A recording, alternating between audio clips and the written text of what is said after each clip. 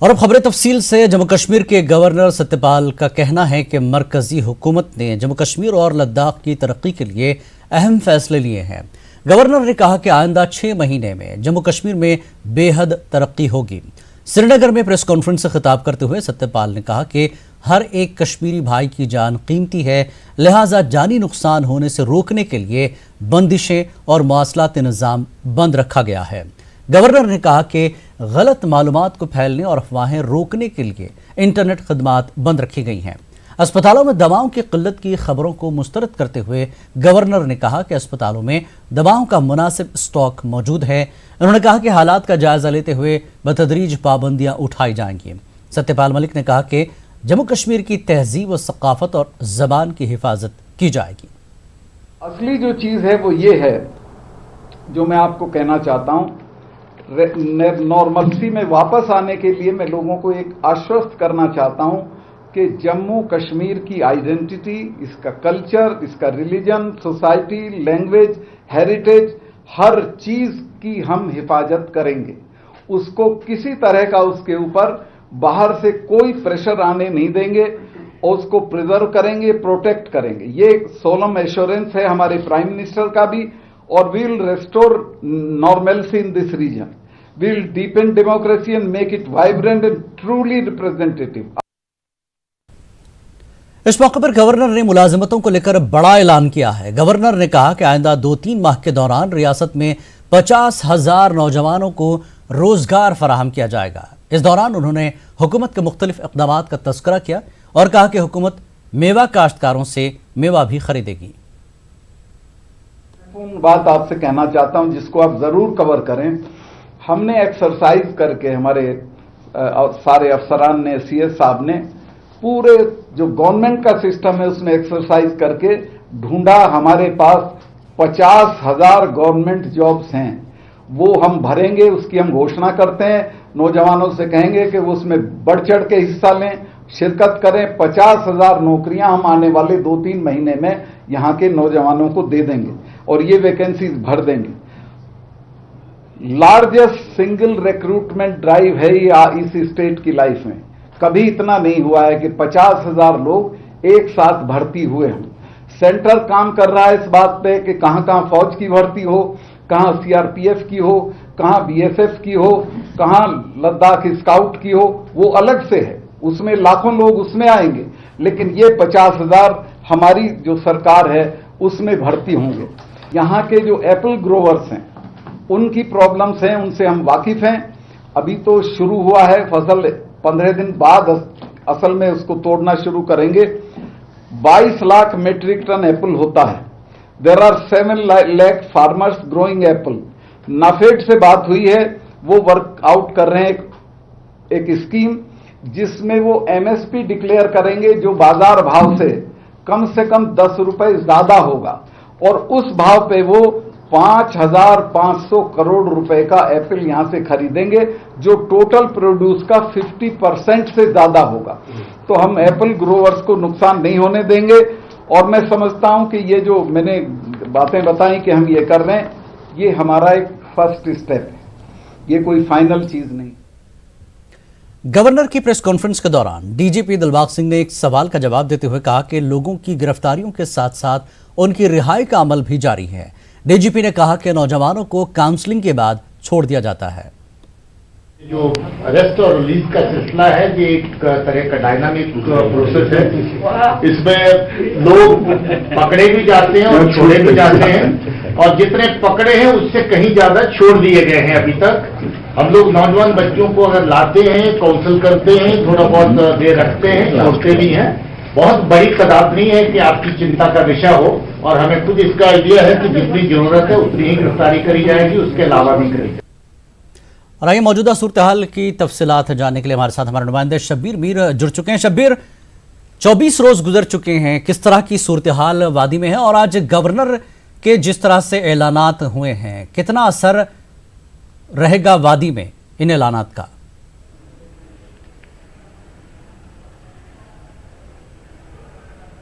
देखिए जिलानी, जो हालात हैं वो तकरीबन यहाँ पे अभी गाड़ियाँ चल रही हैं, दुकानें अभी बंद हैं, वही तकरीबन वही सूरत हाल है कि सरकार ने अपनी तरफ से बंदिशें हटा ली हैं अक्सर इलाकों में, लेकिन जो बाजार अभी हैं वो बंद है, कारोबारी इदारे बंद हैं, स्कूल अब हाई स्कूल सतह तक खोले गए हैं, लेकिन सरकार खुद कहती है कि बहुत कम अटेंडेंस है। श्रीनगर में हमें तो नजर नहीं आए ये स्टूडेंट कहां पे थे, लेकिन सरकार की उम्मीद थी। प्रेस कॉन्फ्रेंस में मैं आपको मुख्तसर लबे-लुबाब प्रेस कॉन्फ्रेंस का अगर बता दूं तो गवर्नर ने सीधे तौर पे कहा कि दफा 370 आप भूल जाएं, वो वापस नहीं आने वाला, लेकिन तरक्की के मौके आपको दिए जाएंगे, ये गवर्नर कह रहे थे।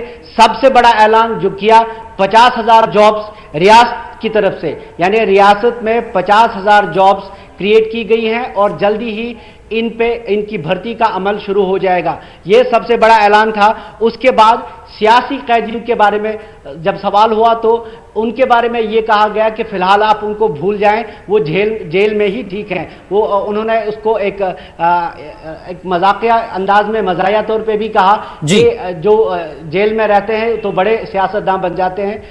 एक सवाल जो बाकी नौजवानों को गिरफ्तार किया गया है उन पे भी सवाल हुआ कि कई नौजवानों को गिरफ्तार किया गया है, उनका क्या स्टेटस था। उस पे डीजीपी ने जवाब दिया कि जो गिरफ्तारियां होती हैं उनका एवेल्युएशन होता है, जैसे वो कहते आ रहे हैं अभी तक कि कुछ लोगों को छोड़ा भी जाता है और जिनका बड़ा कोई केस नहीं होगा उनको छोड़ा जाएगा। जिलानी में आपको बता दूं सबसे जो बड़ा ऐलान था 35-1 के जाने के बाद जो एक खदशा यहां पे अंदेशा बना हुआ है लोगों का कि यहां पे गलबा होगा, यहां की सकाफत को खतरा है, यहां की जॉब्स को, यहां की दीगर चीजों को, उस पे गवर्नर ने एक बड़ी यकीन दहानी कराई जब उनसे उन्होंने ये कहा कि इस पे हम यकीन दिलाते हैं लोगों को कि यहां की सकाफत, यहां की तहजीब व जबान जो भी है उस पे किसी का गलबा नहीं आने दिया जाएगा, उसका तहफ़्फ़ुज़ किया जाएगा। लेकिन जब सवाल पूछा गया कि क्या इस सिलसिले में कोई ऑर्डिनेंस आएगा, ये एक इंदिया दिया गया था कि क्या 371 तर्ज का कोई ऐसा ऑर्डिनेंस आएगा, तो उन्होंने इस पे तबसरा नहीं किया। उन्होंने कहा वो बात की बात है, फिलहाल हम यकीन दहानी करा रहे हैं। उसके बाद आपने खुद सुना कि जो एप्पल ग्रोवर्स हैं उनके बारे में उन्होंने किस तरह की स्कीम का जिक्र किया। इंटरनेट के बारे में जो सबसे बड़ा मसला यहां पे बना हुआ था, इंटरनेट को आप भूल जाएं, ये इंडिया दिया गवर्नर ने, फिलहाल इसको भूल जाएं। उनका कहना था कि इसका इस्तेमाल ज्यादा हमारे दुश्मन करते हैं, उनका सीधा पाकिस्तान की तरफ इशारा था। इसके अलावा उन्होंने कई सारी बातें की, जैसे उन्होंने 50 और डिग्री कॉलेज खोलने की बात की, यानी तरक्की के काफी सारी बातें हुई। आप लोगों से ये कहा गया, जब हमने सवाल किया कि कितना वक्त लग सकता है नॉर्मलसी आने में, क्योंकि अभी दुकानें नहीं खुल रही हैं, स्कूल बच्चे नहीं आ रहे हैं, तो ये उन्होंने ये कहा कि हम रश नहीं करना चाहते हैं, हम लोगों से जबरदस्ती नहीं करना चाहते हैं, हमने स्कूल खोले हैं, ये वालिदैन का काम है कि वो बच्चे कब भेजते हैं, दुकानें कब खोलते हैं, हमने बंदिशें हटाई हैं। अब दुकानदार फैसला करेंगे कि उन्हें अब दुकानों पे कब आना है, कैसे। हम रश नहीं करना चाहते, यानी गवर्नमेंट अपनी तरफ से दिखा रही है कि उनके पास पेशेंस है, वो सब्र कर सकते हैं हालात को आहिस्ता आहिस्ता नॉर्मलाइज करने का। लेकिन मोबाइल फोन और खास तौर पे इंटरनेट के बारे में जब लोग जो मवासात के ताल्लुक से लोगों को काफी फिक्र थी, इंटरनेट के बारे में फिलहाल हमें ये लगता है, ये इंडिया दिया उन्होंने कि फिलहाल इंटरनेट खुलने का इम्कान नहीं है। मोबाइल फोन्स का भी तकरीबन यही हाल है। लैंडलाइंस के बारे में उन्होंने कहा कि लैंडलाइंस उन इलाकों में जहां पे बंदिशें हटाई गई हैं वहां तकरीबन सब इलाकों में खोली जाएंगी। लाबेलोबाज भी यही कि उन्होंने मुईशत से लेकर जहां की तहजीब व तमद्दुन, यहाँ के या हालात शबीर हुकूमत जो है मेवा काश्तकारों से मेवा भी खरीदेगी, ये ऐलान भी जो है गवर्नर ने किया है। तो कितना फायदा काश्तकारों के लिए एक ऐलान है जो मसाइल से दो चार है मेवा काश्तकार। और इससे पहले भी एक मीटिंग हुई थी इंतजामिया की कि मंडियों में जो है वहाँ पर ट्रांसपोर्ट अवेलेबल कराया जाएगा ताकि जो माल बाहर जो है वादी के भेजा जाता है उसके लिए हो। तो पहले भी ये बात हो चुकी है और अब खुद सरकार खरीदना चाहती है। तो क्या कुछ निकल कर आया इसमें, कितना फायदा किसानों का है और सरकार कब करेगी कदम?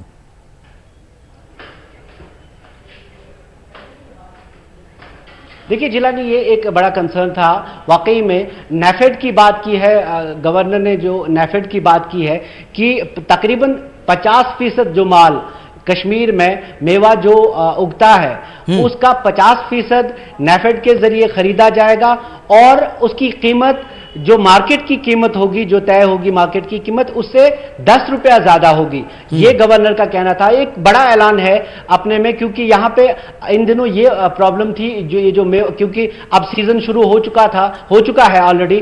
जो यहां पे बबगोशा एक नाशपाती है, वो ऑलरेडी उसका काफी नुकसान भी हुआ, क्योंकि शुरुआत में बहुत मुश्किलें थी, मवासलात का कोई निजाम नहीं था, लोग अपने जो उनके व्यापारी थे उनसे बात नहीं कर पा रहे थे। ऐसे में ये बड़ा ऐलान है उन लोगों के लिए जो फ्रूट ग्रोवर्स हैं, अगर उनका वाकई में ये इसको अमल में लाया जाता है तो उनके लिए काफी अच्छा रहेगा ये, और उनके लिए ये बड़ी राहत है। जी, बहुत बहुत शुक्रिया शब्बीर इस पूरी जानकारी के लिए, तफसीलात के लिए। जैसा कि नाज़रीन, शब्बीर ने बताया कि आज बहुत से ऐलानात गवर्नर की तरफ से किए गए हैं। एक राहत पहुंचाने की वादी में एक गवर्नर इंतजामिया की तरफ से ये कोशिश रही। इसका कितना असर होगा आने वाले वक्त पर, दिनों में देखा जाएगा। आगे बढ़ेंगे अगली खबर की तरफ। रियासत जम्मू कश्मीर को यूटी का दर्जा देने और दफा 370 हटाए जाने के 24वें रोज श्रीनगर शहर के कई इलाकों में लगातार दफा 144 नाफिज रहा। नामुसाइद हालात के चलते मामूलात जिंदगी बुरी तरह मुतासिर हो गई हैं। नज़्म नस्क को बरकरार रखने के लिए हसास मकामात पर सिक्योरिटी फोर्सेस को हाई अलर्ट पर रखा गया है। तहम निजी ट्रांसपोर्ट शहर के अक्सर इलाकों में चलता नजर आया। साबिक वज़राए आला उमर अब्दुल्ला और महबूबा मुफ्ती समेत कई सीनियर मेन स्ट्रीम सियासी लीडरान मुसलसल हिरासत में हैं। मौसलाती निज़ाम बंद रहने की वजह से मकामी लोगों को सख्त दुश्वारियों का सामना है। हालांकि हाई स्कूल तक स्कूल्स खोले गए हैं, ताहम स्कूलों में तलबा की तादाद काफ़ी कम नजर आ रही है।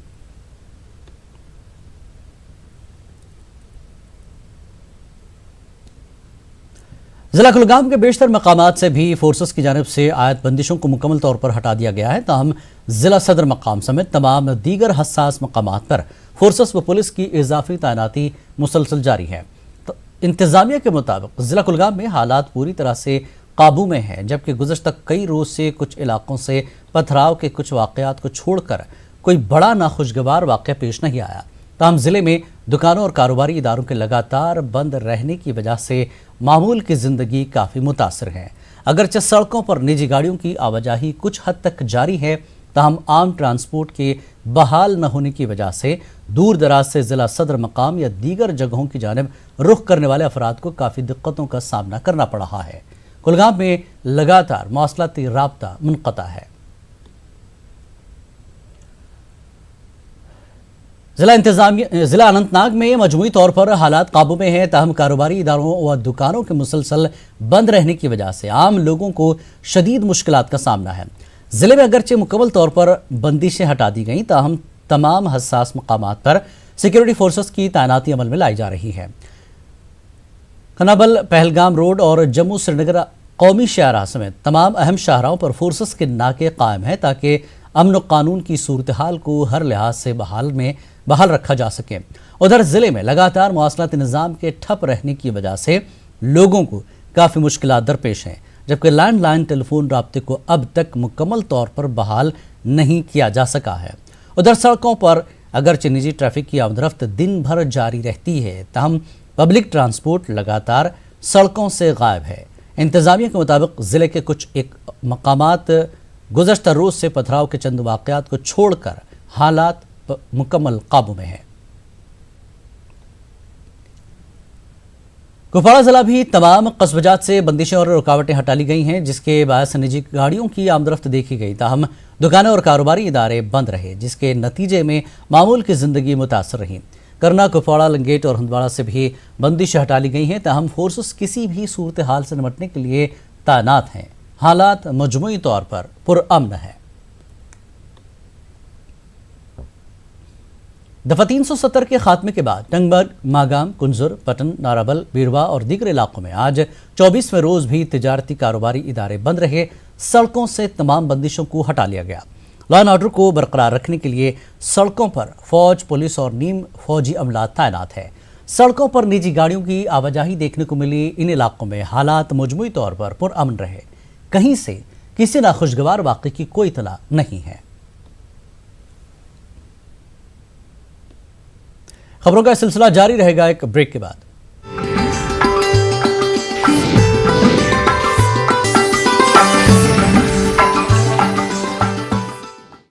कश्मीर न्यूज में एक बार फिर आपका खैर मकदम है। कश्मीर के बाहर हवाई सफर करने वालों के लिए इंतजामिया की जानिब से श्रीनगर के टीआरसी में काउंटर खोला गया है। याद रहे कि नेट बंद होने के बाद लोगों को टिकट के लिए एयरपोर्ट जाना पड़ रहा था, जो आम लोगों के लिए काफी मुश्किल था। पेश है सरम तसद्दुक की ये रिपोर्ट।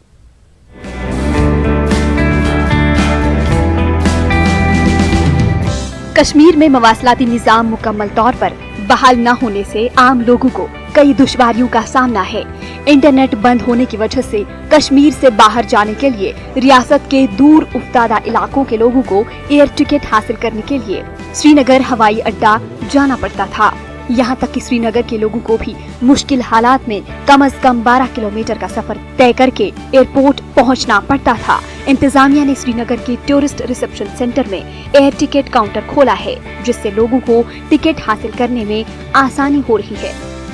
आप जानते हैं कि इंटरनेट बंद होने की वजह से लोगों को काफ़ी मुश्किलात का सामना करना पड़ता है, और जहाँ तक एयर टिकटिंग का सवाल है तो लोग एयरपोर्ट पहुँच के वहाँ टिकट करते थे। एयरपोर्ट पे पहुंचने के लिए काफ़ी सारे सिक्योरिटी चेक्स भी होते हैं और बहुत दूर से लोगों को जाने के लिए वहाँ इनकन्वीनियंस हो रहा था। इसलिए जितने भी एयरलाइंस हैं उनसे हमने रब्ता करके तो यहाँ पे 10 काउंटर्स टीआरसी में इस्टेब्लिश किए हैं, क्योंकि एक सेंट्रली लोकेटेड पोजीशन है और जो एयरपोर्ट से लोग आते भी हैं यहाँ से उनको टैक्सीज वगैरह मिलती हैं और बहुत सारे लोग यहाँ से गाड़ी लेते हैं एयरपोर्ट के लिए। तो कल शाम को हमने 10 काउंटर्स यहाँ पे इस्टेब्लिश किए हैं, जहाँ आज से टिकटिंग की फैसिलिटी सारी जो शुरू हो जाएगी, अवेलेबल रहेगी सभी एयरलाइंस को लेकर। कश्मीर में हालात खराब होने के साथ ही सयाहों को कश्मीर छोड़ने को कहा गया था। ऐसे में मकामी लोग जो मुख्तलिफ मकासद के लिए वादी से बाहर जाते हैं, इनके लिए आज से शुरू हुई ये सहूलत कारगर साबित हो रही है और कई लोगों का कहना है कि इसी तर्ज पर बाकी अजला में ऐसे काउंटर्स खोले जाएं।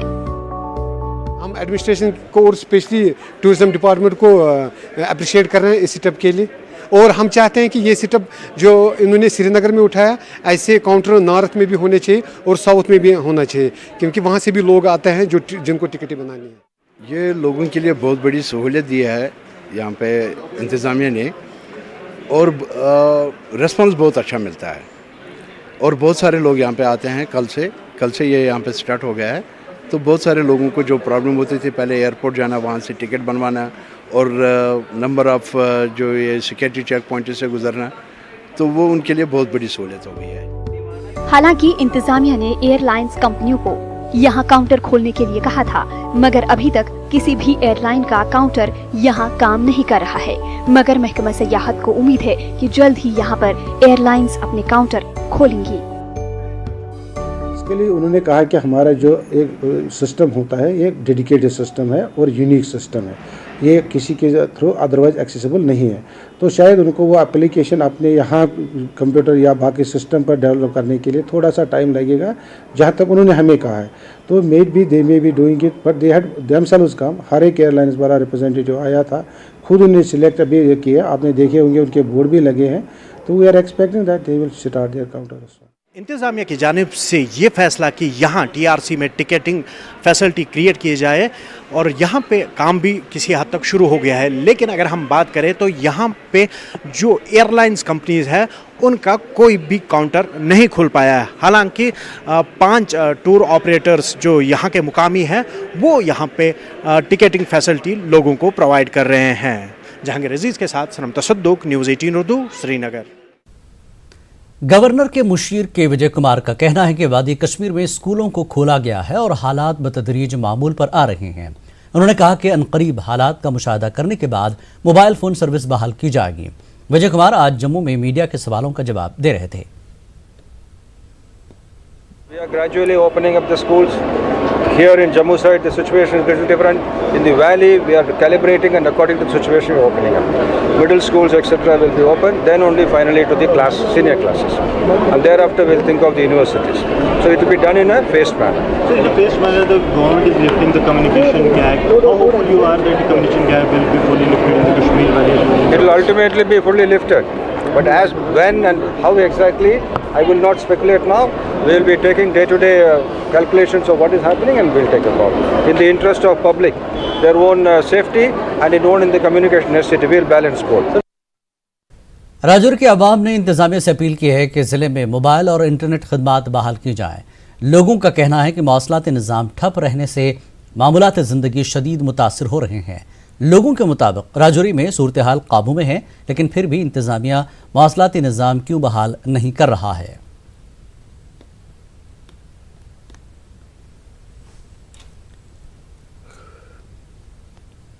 ज्वाइंट एक्शन कमेटी करगिल की जानिब से आज जिले में बंद रहा। चीफ सेक्रेटरी की जानिब से तयशुदा दौरा न करने के खिलाफ बंद रहा। दफा 370 की मनसूखी और लद्दाख को अलग से यूनियन टेरिटरी बनाने के बाद डीसी ने मकामी अफराद को यकीन दिलाया था कि चीफ सेक्रेटरी जिले का दौरा करते हुए आवाम से तबादला ख्याल करेंगे। तमाम चीफ सेक्रेटरी का दौरा न होने पर ज्वाइंट एक्शन कमेटी करगिल ने 2 रोज़ा बंद का फैसला किया। द्रास और सिंको सब डिवीजन समेत जिला करगिल के मुख्तलिफ मकामात पर दुकानें बंद रहीं। ताहम इमरजेंसी खदमात में कोई खलल नहीं पड़ा। इंतजामिया की जानिब से सिक्योरिटी के मुनासिब इंतजाम किए गए थे।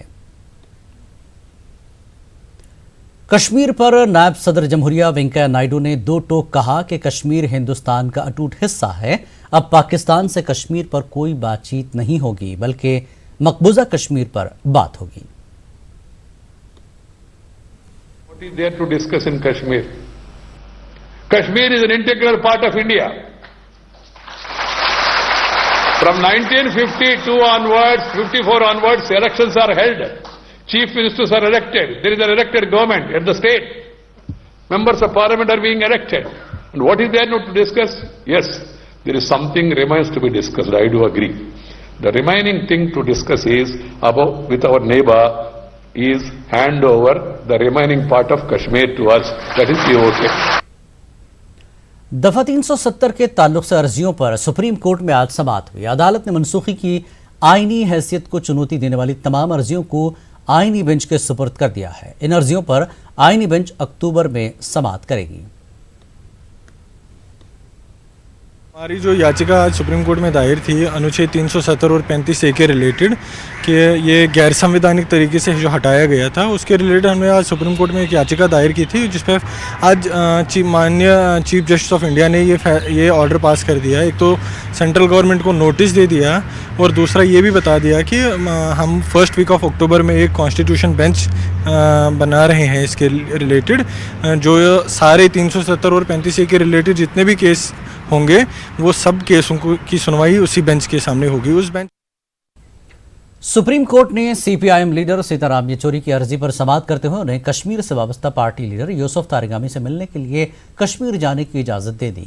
अर्जी गुजार अलीमुद्दीन की अर्जी पर सुप्रीम कोर्ट ने उसे भी कश्मीर जाने की इजाजत दे दी। अदालत ने अलीमुद्दीन को तहफ़्फ़ुज़ फराहम कराए जाने की हिदायत दी।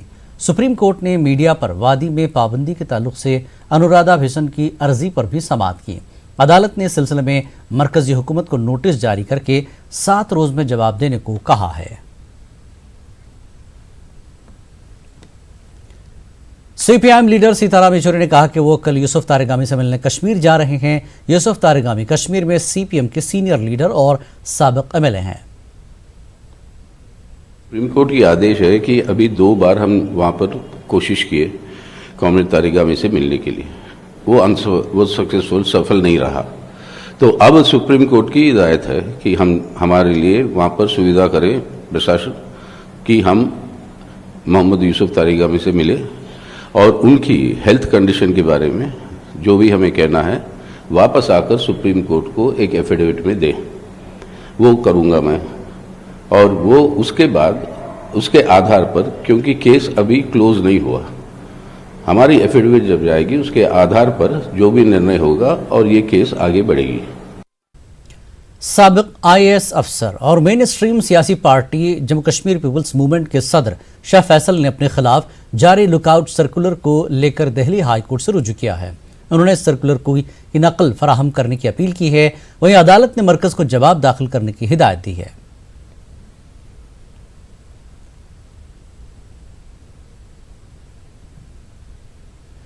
बीजेपी के रियासती सदर रविंद्र रैना ने कांग्रेस को शदीद तनकीद का निशाना बनाया। रविंद्र रैना ने कहा कि कांग्रेस लीडरान पाकिस्तान की जबान में बात कर रहे हैं। साथ ही उन्होंने कहा कि कांग्रेस का दोहरा मयार भी सामने आ गया है। कांग्रेस पार्टी के सभी बड़े नेता जिसमें श्री राहुल गांधी, मणिशंकर अय्यर, गुलाम नबी आजाद, दिग्विजय सिंह, अधीर रंजन जैसे नेता पाकिस्तान की भाषा बोल रहे हैं। जो भाषा पाकिस्तान के अंदर इमरान खान बोल रहे हैं, पाकिस्तान की सेना के चीफ, आईएसआई के चीफ, लश्कर, जैश और हिजबुल मुजाहिदीन आतंकी संगठनों के सरगना जो भाषा पाकिस्तान में बोल रहे हैं, वही भाषा भारत के अंदर कांग्रेस के नेता बोल रहे हैं। राहुल गांधी जी ने देश के साथ बहुत बड़ी गद्दारी की है। कांग्रेसियों ने भारत माता की पीठ पर छुरा घोंपा है। कांग्रेस के बयानों को पाकिस्तान के अंदर उजागर किया जा रहा है और कांग्रेस के नेताओं के आधार पर आज इमरान खान यूनाइटेड नेशन के अंदर जम्मू कश्मीर में जाने यूनाइटेड नेशन में जाने की बात कर रहे हैं। कांग्रेस पार्टी के नेताओं के डीएनए में गद्दारी है, खून में गद्दारी है। कांग्रेस पार्टी पाकिस्तान और आतंकवादियों की भाषा बोल रही है। जब एक देखा कि 130 करोड़ हिंदुस्तानी सारे प्रधानमंत्री नरेंद्र मोदी साहब के साथ हैं तो गिरगिट की तरह रंग बदलते नजर आए राहुल गांधी। ये राहुल गांधी का दोहरा चरित्र है, दोहरे मापदंड हैं। सारा देश जानता है कि कांग्रेस के लोगों ने धारा 370 हटते ही पाकिस्तान के एजेंडे को आगे बढ़ाया। जो एजेंडा पाकिस्तान पूरी दुनिया में लेके जा रहा है, उसी एजेंडे को भारत देश के अंदर कांग्रेस पार्टी के नेताओं ने आगे बढ़ाया। राहुल गांधी जी और कांग्रेस के तमाम बड़े नेताओं ने देश के साथ गद्दारी की है। देश कांग्रेस को माफ नहीं करेगा। देश के अंदर जो विपक्ष के नेता हैं, सीताराम येचुरी जी को कश्मीर आने से पहले बंगाल जाना चाहिए। और जो तांडव बंगाल के अंदर ममता बनर्जी ने किया है, बेगुनाह लोगों की हत्याएं हो रही हैं, केरल के अंदर इनोसेंट लोग मारे जा रहे हैं। सीताराम येचुरी जी को ऑनरेबल सुप्रीम कोर्ट में पिटीशन दायर करके बंगाल और केरल भी जाके देखना चाहिए कि वहां क्या हो रहा है। वक्त एक ब्रेक का, ब्रेक के बाद फिर लौटेंगे।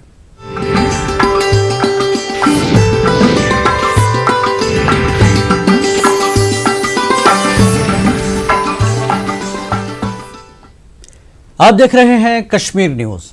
रियासती बीजेपी के तर्जुमान आला ताहिर चौधरी का कहना है कि पाकिस्तान के साथ अब जो भी बात होगी वो पाकिस्तानी मकबूजा कश्मीर को पाकिस्तान से आज़ाद कराने पर मरकूज होगी। जम्मू में एक प्रेस कॉन्फ्रेंस से खिताब करते हुए उन्होंने कहा कि पाकिस्तानी मकबूजा कश्मीर भारत का हिस्सा है और पाकिस्तान को उसे खाली करना पड़ेगा। उन्होंने कहा कि इस हिस्से में रहने वाले लोग भारत के साथ रहना चाहते हैं। पाकिस्तान की जहाँ तक पॉलिटिक्स की बात करते हो, वहाँ पे हमेशा सियासत ऐसी ही रही है। पीएम हमेशा रिमोट कंट्रोल से चलाया जाता है। वहाँ की फोर्सेस पीएम को चलाती हैं, वहाँ की एजेंसीज चलाती हैं। वहाँ की आप पुरानी हिस्ट्री भी देखो, वहाँ के पीएम्स का क्या हाल हुआ है। और आज की डेट में इमरान खान भी बहुत मजबूर हैं कि मैं कहाँ फंस गया, किस इमेज के वो इंसान थे और आज वो खुद बुरी तरह से फंसे हुए हैं। उनके पास किसी सवाल का जवाब नहीं है और सेंटर हाई कमांड का स्टैंड बहुत क्लियर है। अब जो भी बात पाकिस्तान के साथ होगी पीओके के ऊपर होगी और कहीं की बात नहीं होगी। और पीओके हमारा है और मुझे लगता है कि आने वाले दिन पे अगर ऊपर वाले ने साथ दिया और अच्छे दिन आने वाले हैं, पीओके भी हमारे पास होगा, क्योंकि वहाँ के जो लोग हैं वो हिंदुस्तान के साथ मिलकर रहना चाहते हैं, हिंदुस्तान की तरफ आना चाहते हैं। दफा 370 हटाने के बाद से जारी मुसलसल बंद की मार बेरून रियासत के एक ट्रक ड्राइवर मनजीत सिंह को भी झेलना पड़ रही है, जो पिछले 10 रोज से बिजली के खंभों से लदी ट्रक समेत कुपवाड़ा बस अड्डे में दरमांदा है और माल उतारने के लिए इंतजार में है। लेकिन मौसलाती निजाम ठप रहने से इसका असली मालिक के साथ राब्ता मुमकिन नहीं हो पा रहा है और वो हैरान और परेशान है। इन हालात में अब इसकी गाड़ी ही इसका आशियाना बन गई है। मनजीत सिंह ने कहा कि उसे मकामी लोगों का भी बहुत ताउन हासिल रहा। मनजीत सिंह ने कहा कि न्यूज़ 18 के जरिए वो अपने वालिदैन तक ये पैगाम भेजना चाहता है कि वो ठीक ठाक है। डीसी कुपवाड़ा के मुताबिक दर्जे चाहरुम के 30 असामियों पर तकरीरों को मंजूरी दे दी गई है। न्यूज़ 18 के तवसत से डीसी कुपवाड़ा ने मुंतखब उम्मीदवारों को 21 दिनों के अंदर डीसी दफ्तर से रुजू करने की हिदायत दी है। डीसी के मुताबिक मुंतखब उम्मीदवारों की फहरिस्त 3 अगस्त को जारी की गई थी।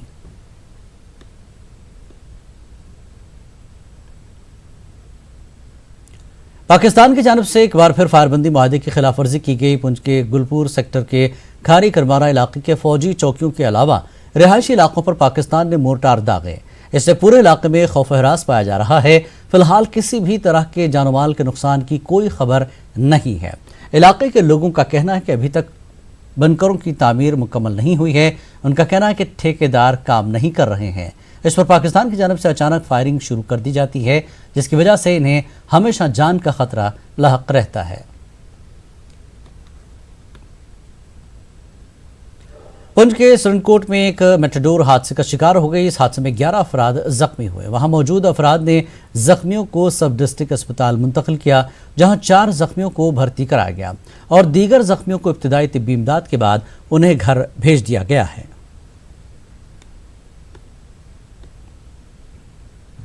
गुज्जर बकरवाल तबके से ताल्लुक़ रखने वाले लोगों ने आज जम्मू में एहतजाजी मुजाहरे किए। बीजेपी की गुज्जर बकरवाल विंग के बैनर तले एहतजाज करने वाले ये लोग मिलिटेंटों की तरफ से त्राल इलाके में गुज्जर बकरवाल तबके के 2 लोगों के बेईमाना हलाकत के खिलाफ एहतजाज किया।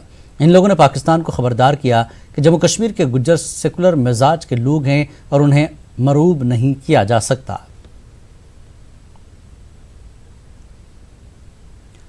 डीसी किश्तवाड़ अंग्रेज सिंह राणा ने गुलाबगढ़ पडर में अवामी दरबार मुनक्किद किया। मकामी अफराद ने उन्हें दरपेश मुख्तलिफ मसाइल से डीसी को वाकिफ कराया। लोगों ने सड़कों की खस्ता हालत, पानी, बिजली की सप्लाई के मसाइल और तिब्बी सहूलियात की अदम दस्तियाबी के बारे में बताया।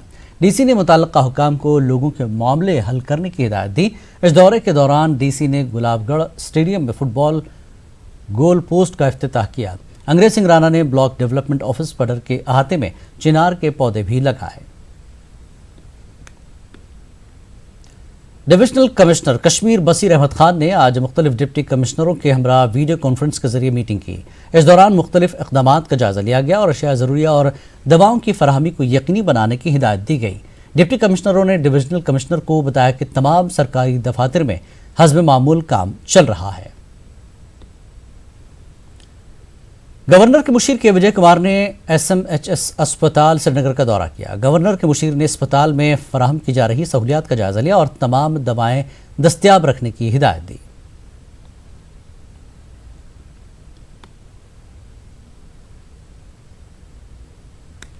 वक्त एक और ब्रेक का, ब्रेक के बाद फिर लौटेंगे।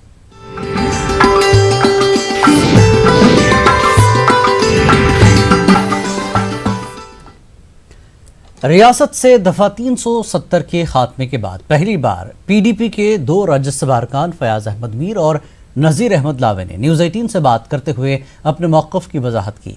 इस मौके पर उन्होंने कहा कि उन्हें मरकज़ के पैकेज से कोई उम्मीद नहीं है।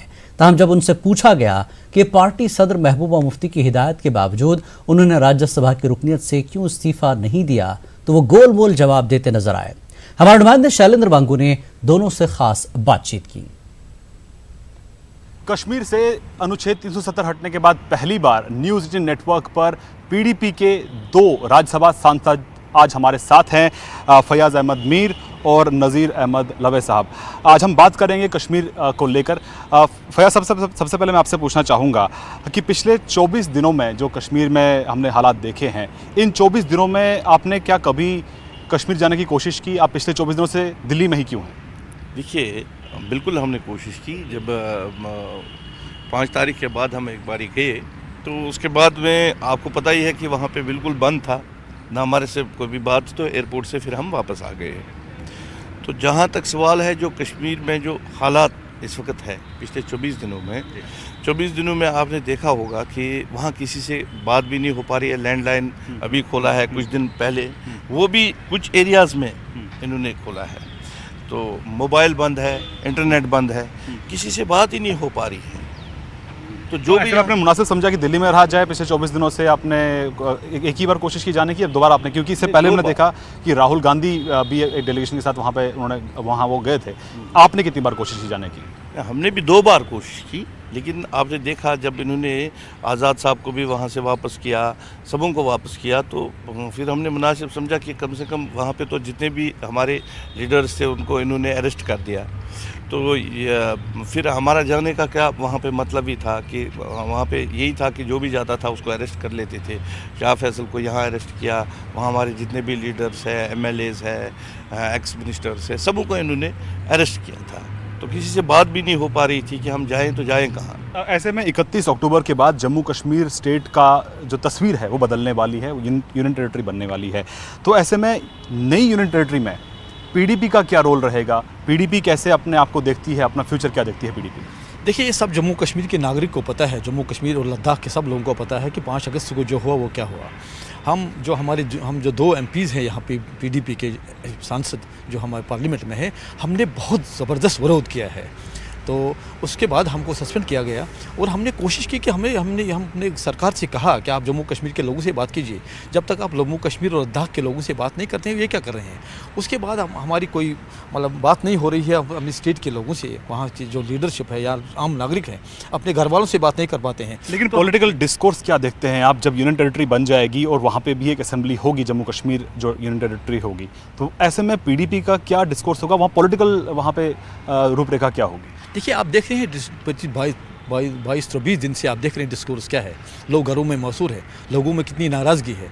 हमने इसीलिए 5 अगस्त को चलाया था पार्लियामेंट में ऑफ इंडिया में कि हाँ आप देख लीजिए कि लोगों से पूछिए, जब लोग कहेंगे लोगों के मंशा के मुताबिक काम कीजिए। आज तक क्या 15 अगस्त पे वहाँ पे फ्लैग नहीं चढ़ता था? हर एक डिस्ट्रिक्ट में चढ़ता था। तो आज नई नई बातें यहाँ पे हो रही है कि हमने कश्मीर को लिया। क्या आज तक कश्मीर इनके साथ नहीं था?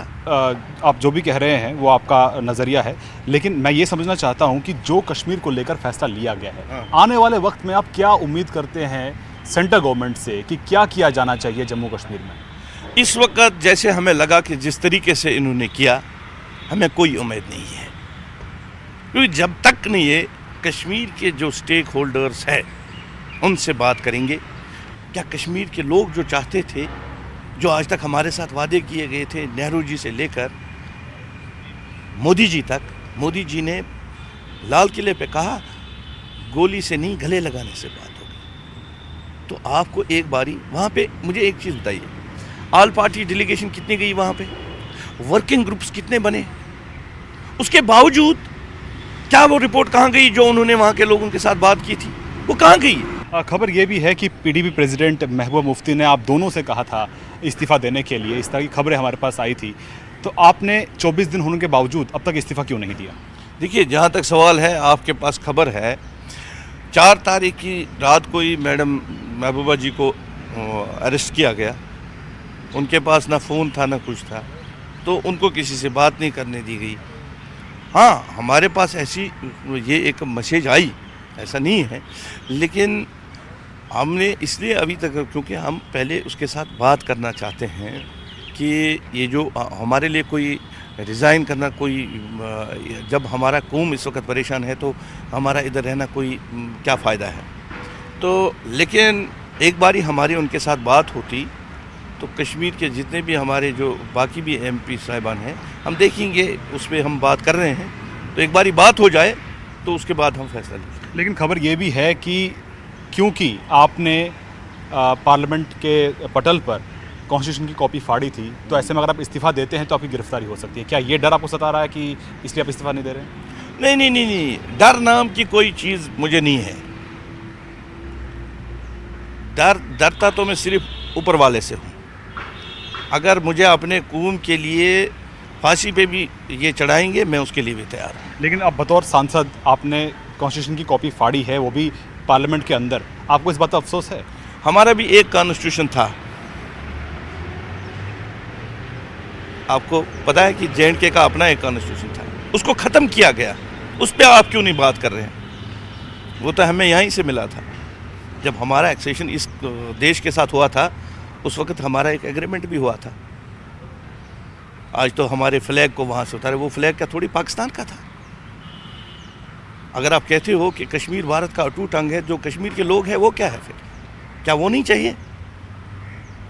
तो आपको अपने किए पे कोई पछतावा नहीं है कि जो अपने संविधान की? नहीं, बिल्कुल नहीं है, मुझे कोई पछतावा। मेरा संविधान, मेरा सब कुछ लूटा गया। क्या आपको नहीं लगता है कि इस वक्त जो कश्मीर में जो है हालात जो है, जो हम देख रहे हैं, अभी जब राहुल गांधी जी गए तो उनको एयरप्लेन में वो एक लेडीज़ ने क्या बताया, लोग मेडिसिन के लिए तरस रहे हैं, और हमारे वहाँ पे जो अधिकारी है वो कह रहे हैं यहाँ सब कुछ ठीक है। क्या ठीक है? अगर ठीक है तो जाने दो सबों को, वहाँ पे देखेंगे हम क्या है।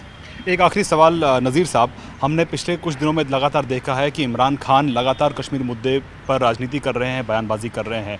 इमरान खान के लिए आप क्या कहना चाहेंगे? नहीं, वो तो पाकिस्तान तो 47 से ये बात कह रहा है, कश्मीर हमारा है, कश्मीर है, जैसे हम यह कह रहे हैं POK हमारा है। ये तो कहने की बात ही, वहाँ से यहाँ से। हमारा जो बुनियादी मसला है वो जम्मू कश्मीर का नागरिक है, जम्मू कश्मीर लद्दाख का, जिस दलदल में उनको फंसा है, उन दलदल से निकालने के लिए हमारी सरकार क्या कर रही है, हम उस पर जोर दे रहे हैं। हम इमरान खान की बात नहीं सुनने वाले हैं, न हमें ये परेशानी है। हमें अपनी परेशानी है कि जम्मू कश्मीर में जो संविधान था, जो 370 था, 35A था, उसको क्यों हटाया गया। हम उस मामले में विरोध कर रहे हैं, और जो सारा कश्मीर जल रहा है, सारा जम्मू कश्मीर जो आज मुसीबत है, उसके लिए हम कोशिश कर रहे हैं कि फिर से हमें वो वापस जला जाए, वही तो मेहरबानी। इमरान खान की बातों को अब सीरियस नहीं, उसको क्या, हमें उसके साथ कुछ नहीं है, कोई भी कहेगा तो हमें उसके साथ कोई प्रॉब्लम नहीं। तो ये थे PDP के दोनों राज्यसभा सांसद। कैमरामैन मुनमुन के साथ शैलेंद्र वांगू, न्यूज़ 18 नेटवर्क, नई दिल्ली।